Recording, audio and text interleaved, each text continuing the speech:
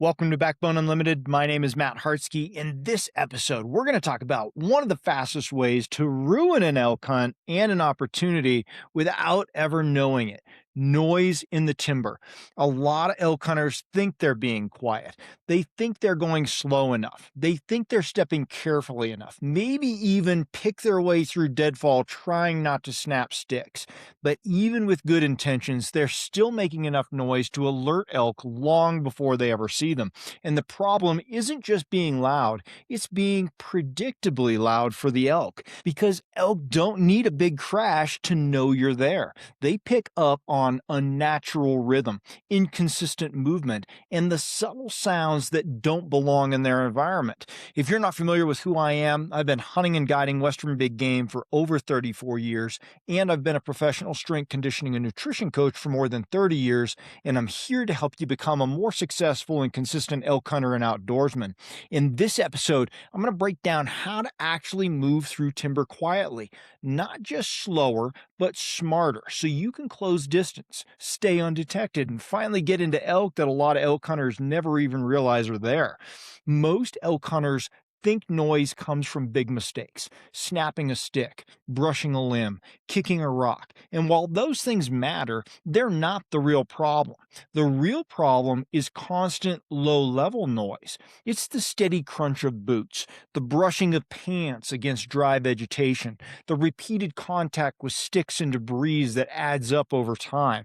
None of it feels loud in the moment, but to an elk sitting a couple hundred yards away in the timber, it stands out immediately because it's not natural. In the woods, natural sound happens in bursts. A squirrel moves, then stops. A gust of wind hits, then fades. Even other animals don't move in a steady, uninterrupted pattern, but humans do. They walk with a consistent rhythm, step after step after step, and that continuous movement creates a sound pattern that doesn't belong, one that elk recognizes danger long before they ever see you.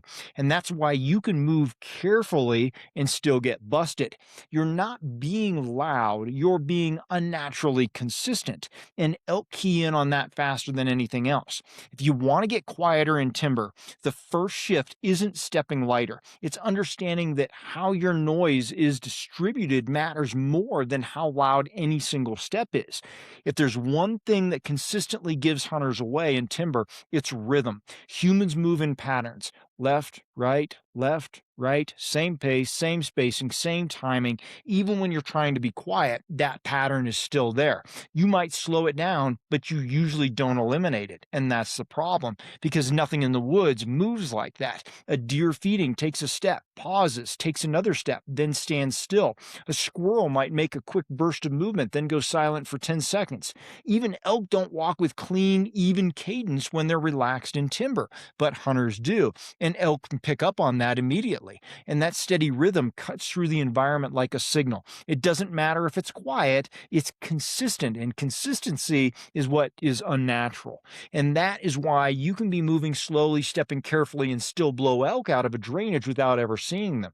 You didn't sound loud, you sounded wrong. So to fix it, you have to break your rhythm completely. Take a step, then wait. Take 2 steps, then stop. Stand still longer than feels comfortable. Let the woods settle before you move again. This all plays into some of the still hunting videos that I've talked about before, where if you're only taking a step or two at a time and you're looking more carefully, you're going to pick up on a whole lot more animals without getting busted. Because the goal isn't just to be quiet, it's to move in a way that feels like you belong there, and it should be part of your hunting system anyway.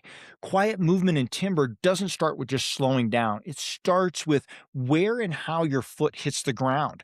A lot of hunters walk heel toe like they're on a trail, and that works on clean ground, but in timber, it's a mistake. Your heel hits first, drives weight down, and snaps whatever's underneath before you have a chance to adjust. By the time you feel it, it's already too late. Instead, you need to move with a controlled toe-first approach.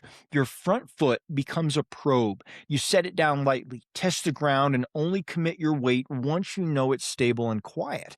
That one change alone will eliminate a huge percentage damage and noise. But it goes deeper than that. You have to start reading the ground before you step, not after. Look for soft dirt, pine needles, damp soil, anything that absorbs sound. Avoid the dry sticks, the loose rock, and crusty debris, even if it means taking a slightly longer path. Hey, if you hunt public land elk and you're tired of grinding through random seasons, I built the elk hunting series of ebooks for you. Most hunters don't struggle because they lack effort. They struggle because they lack a system. And that's exactly why I built the elk hunting ebook series as a complete progressive framework for Western elk hunters who are done guessing and ready to hunt with intention. Volume 1 is going to be Foundations and Reality. I reset your mindset and expose the assumptions that quietly wreck seasons. In Volume 2, Finding Elk and Understanding Pressure, you'll learn how elk actually move under pressure so you can anticipate instead of react. In Volume 3, Terrain, Wind, and Position, I break down how to use landscape and thermals to consistently create opportunities.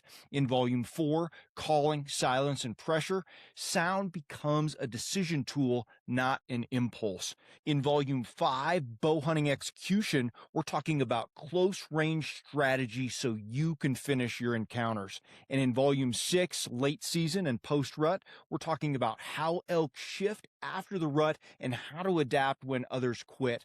This is a system built for consistency. This isn't theory, it's a structured system to help you find elk, read country, and make confident decisions every season. Buy each volume individually or bundle them all to save 50% off at backboneunlimited.com.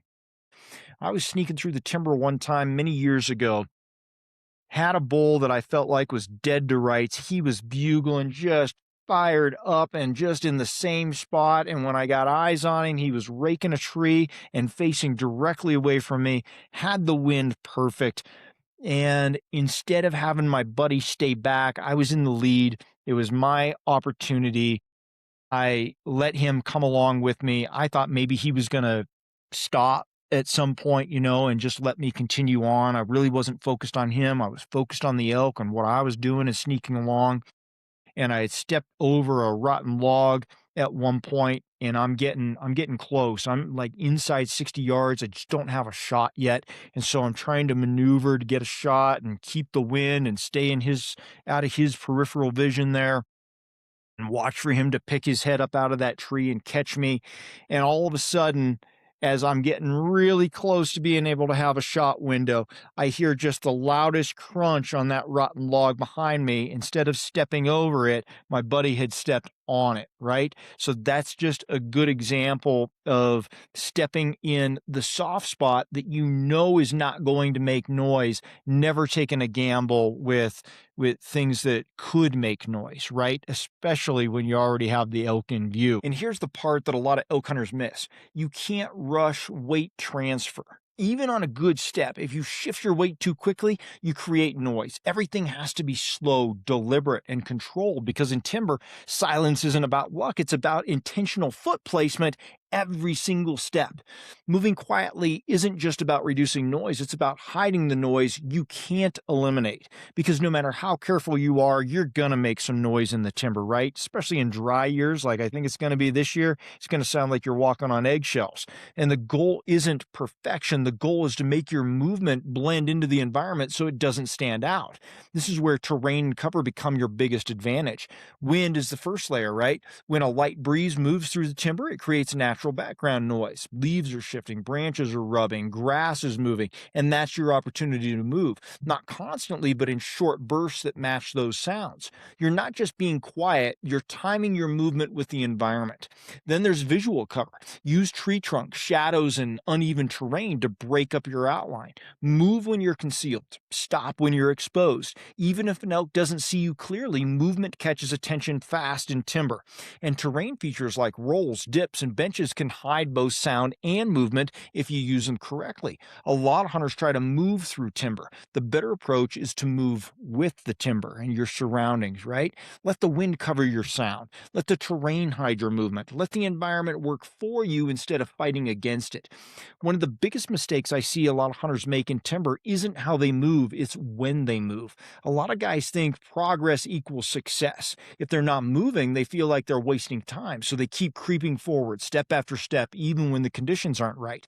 But that mindset is going to get you busted. In timber, there are moments when you should move and moments when you absolutely should not. If the woods are quiet, still, and tense, every sound you make is amplified. That's a bad time to move. Elk are on edge, listening, and anything unnatural is going to stand out immediately. But when the environment gives you cover, light wind, shifting leaves, even distant noise, that's when you take advantage and move. Short bursts, then stop. And here's the part a lot of hunters struggle with. You have to be comfortable doing nothing. Freezing isn't passive, it's strategic, and it gives you time to look and listen. When you stop, the woods reset, birds start moving again, squirrels come back out, and more importantly, elk relax. And that gives you a chance to observe, listen, and let the situation develop instead of forcing it. The hunters who consistently get close aren't the ones who move the most. They're the ones who know when to stay still and let the moment come to them. A lot of elk hunters think that elk hear like we do. Loud equals danger, quiet equals safe, but that's not exactly how it works. Elk aren't just listening for volume, they're listening for patterns, direction, and meaning. Their ears rotate independently, picking up subtle differences in sound from multiple angles all at once. They can isolate a noise, track it, and decide very quickly if it belongs or if it doesn't. And that's why you can make a small sound and still get busted. It's not about how loud it was, it's about how it fit into the environment. A single stick breaking in the right context might not matter, but a series evenly spaced steps, light crunching, and repeated movement from the same direction, that builds a picture in their head. And once that picture doesn't make sense, they're gone. So to beat that, you have to think like a source of natural sound, not a human trying to be quiet.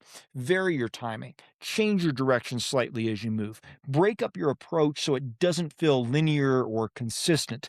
Let sounds happen in isolation instead of a steady stream, because you're not trying to be silent, you're trying to be unrecognizable. Moving quietly through timber isn't just about slowing down, even though that's really important. It's about changing how you move completely. A lot of elk hunters focus on individual steps, trying to avoid noise one movement at a time.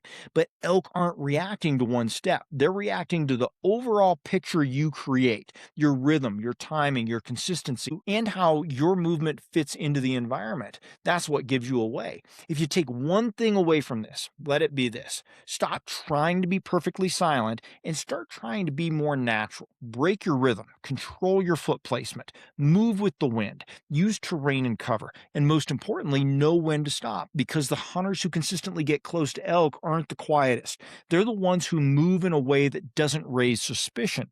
And when you reach that point, when your movement blends into the timber instead of standing out, that's when you're going to start getting into elk that a lot of hunters walk right past or bust all the time. Now, if you want to go deeper into elk movement, pressure patterns, terrain positioning, and structured decision making, that's exactly why I built the elk hunting series of ebooks. It's a progressive system designed to help you understand how elk actually use country and how to position yourself accordingly. I have a link to those ebooks in the description. If you want hands-on application and real-time breakdowns, we have an in-person Elk Camp 2026 that is built around this same philosophy: structure, preparation, and execution in real time. 90% of Elk Camp is going to be running scenarios. You can check that out at backboneunlimited.com. And if you want ongoing access to the Team Backbone community, classroom, my full digital vault of elk resources, private discussions, and direct communication to me for planning, you can join Team Backbone at backboneunlimited.com underneath our membership tab. Everything we talk about here is connected. Preparation is not a single video, it's a system. Thanks for being here. Until next time, train harder, hunt smarter, and never settle.